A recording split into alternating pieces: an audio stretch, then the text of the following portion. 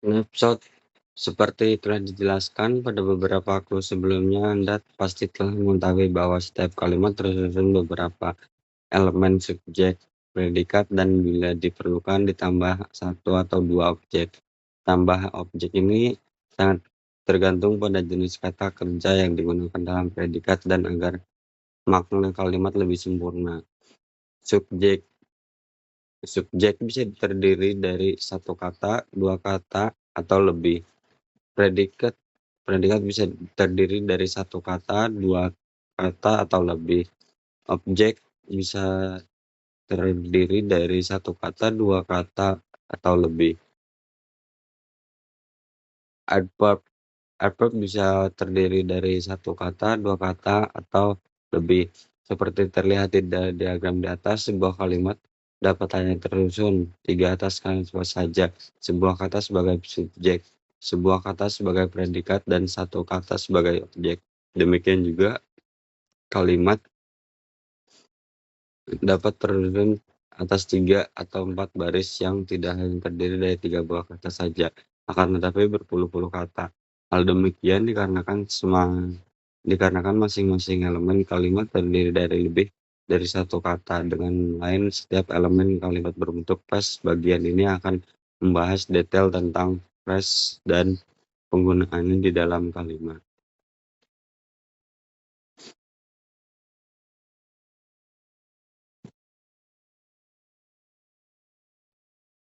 Pada setiap susunan kalimat normal hanya akan terdapat satu objek, satu predikat, dan satu objek, yang kemudian ditambahkan satu atau lebih kata atau phrase sebagai penunjuk keterangan. Subjek dan objek kalimat pasti berbentuk kata benda, sedangkan predikat berbentuk kata kerja. Dalam bahasa Inggris dikenal sejumlah kata atau phrase penunjuk keterangan. Fungsi utama adverb adalah untuk melengkapi kalimat dengan menyuguhkan keterangan yang sesuai dengan jenis pesan yang akan kita sampaikan, seperti keterangan waktu, tempat, tujuan, alasan, cara suatu aktivitas dilakukan tersebut. Terlihat di dalam diagram di atas, jenis kata digunakan tempat elemen dalam sebuah kalimat akan tampak seperti pada catatan bawah ini. A. Subjek kalimat dapat terdiri dari satu kata saja, dua kata atau lebih, dapat juga berupa anak kalimat. Predikat kalimat terdiri dari satu kata saja, terdiri dari dua kata atau lebih, tidak dapat berbentuk anak kalimat. Objek kalimat terdiri satu kata saja, terdiri dari dua kata atau lebih, dapat berbentuk anak kalimat. Adverb satu kata saja, terdiri dari dua kata atau lebih, dapat berbentuk anak kalimat. In detailed pattern, secara praktis dapat saya katakan di sini bahwa phrase adalah kelompok kata yang minimal terdiri dari dua buah. Pada kata tersebut terdapat satu kata sebagai kata sentral. Headword merujuk pada diagram kalimat di atas, kita membedakan antara kata dan phrase. Perhatikan beberapa contoh kalimat berikut. A. People. S. Need. P. Money. Money, need money, and get food. Kalimat B terdiri dari dua buah frasa yang diringkas, people need money, people get food. Masing-masing elemen pada kedua contoh kalimat di atas, A dan B, hanya terdiri dari satu kata buah saja.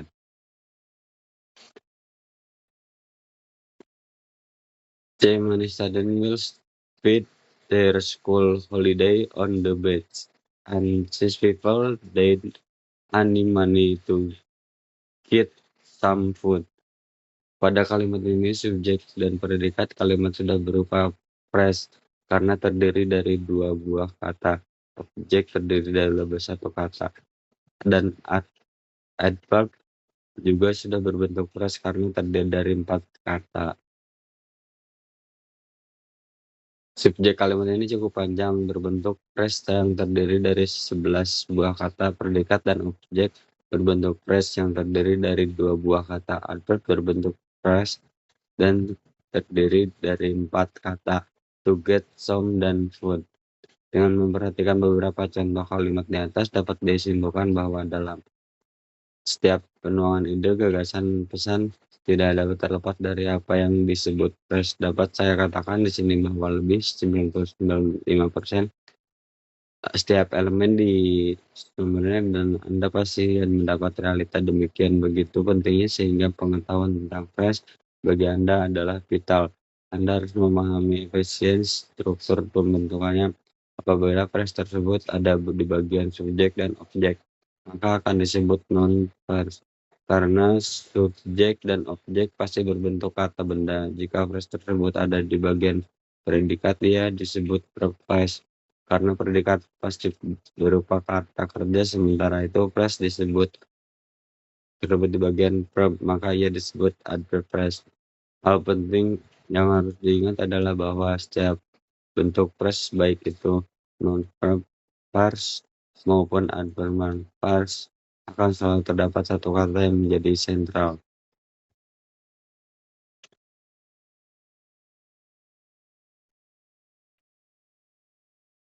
Kita juga adanya derivasi yang memiliki kata sentral. Kata sifat adverb harus dilakukan untuk melengkapi predikat yang bukan berupa kata kerja penuh atau kerja. Perhatikan bagian kata yang dicetak label pada kalimat berikut. The camping resort is really wonderful. Wonderful. The entrance ticket is not very expensive. Everyone will be very happy to have a campfire there. Happy. The new sport sedan is really fantastic. Kata-kata di luar kata sentral dalam suatu susunan press disebut modifier. Kata praktis dapat diistilahkan di sini bahwa modifier disebut berfungsi sebagai aksesoris. A. Non-phrase merujuk pada beberapa contoh kalimat di atas dapat kita definisikan dengan praktis di sini bahwa non adalah kelompok kata yang terdiri dari dua kata lebih atau lebih yang salah satunya adalah kata benda sebagai kata sentral. Mana dalam kausa adalah kelompok kata yang digunakan dalam bentuk kalimat di mana dalam kelompok tersebut terdapat satu bagian subjek dan subjek sebagai predikat.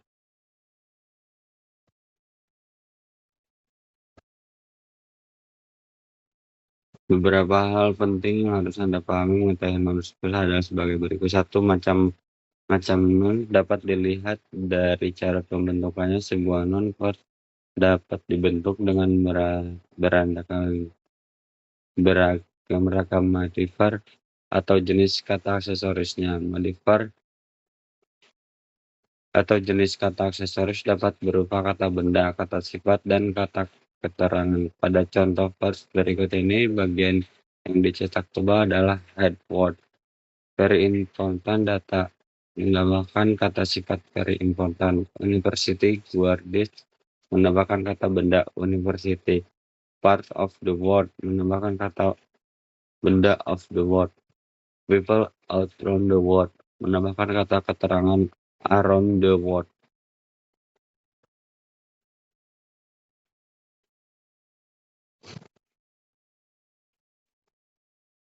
Nouns di bagian subjek pada teks yang ditulis oleh Grace Setela berikut ini di garis bawah, sedangkan bagian head dicetak tebal. Here are my unclean days. There were several things that had made me a little uneasy this week. One to tell you, in my boarding house, an old friend learned on the radio Rudy when I was studying for the final exam. I could not concentrate my mind on the lessons. Suddenly another friend come ask me for help. When I thought, what could do he left my Miss Rose leaving the door open. I was so rude. One night when was walking to parking lot downtown, I found that a car was blocking my driveway, so that called my back, my back, my car. When I was waiting in one of the room for the car owner to move it away, ugly man was smoking heavily. The small room was filled with smoke. Out my clothes, some lit smoke. It was trembling.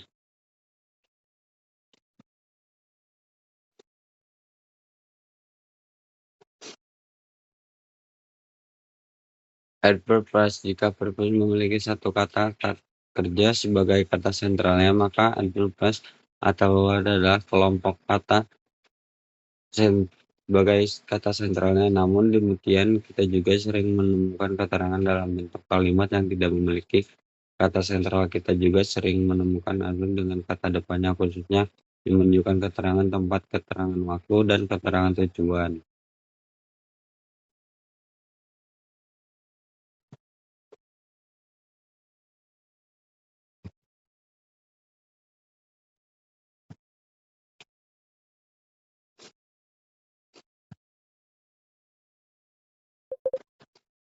Adjektif pas adalah kelompok kata terdiri dari dua kata atau lebih dan memiliki memiliki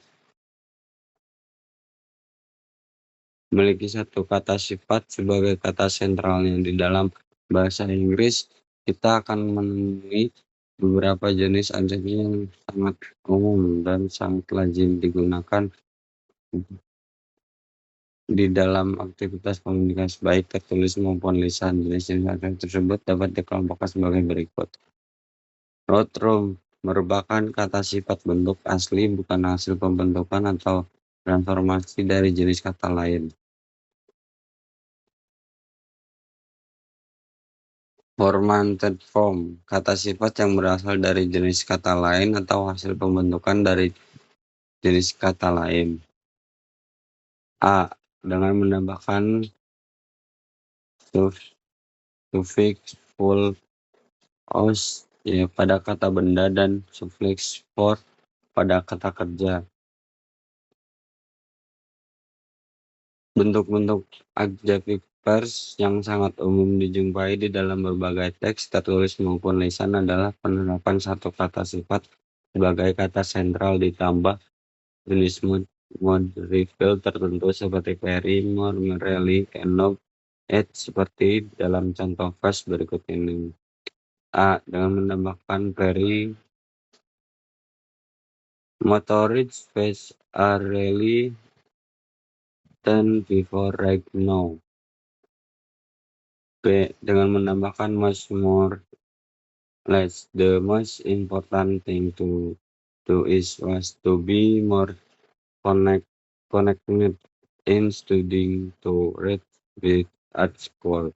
Stella Lovett will surely look more attractive when wearing rich skirt and dress. Pada teks berikut, adjektif pars diberikan garis bawah sedangkan hardboard dicetak tebal. There was a conversation between a very old grandma and her very young granddaughter about the life condition now. According to grandma, life condition was better in the past than now in some way. It was because people did rot around like they do today. There were no really trivial crimes like today. Nature was still in good condition. Air was still fresh and not very cold. Alcyon likes to live today to say loves. her new car and she cannot live without her new games in her new computer. What do you think of it? Oke, terima kasih.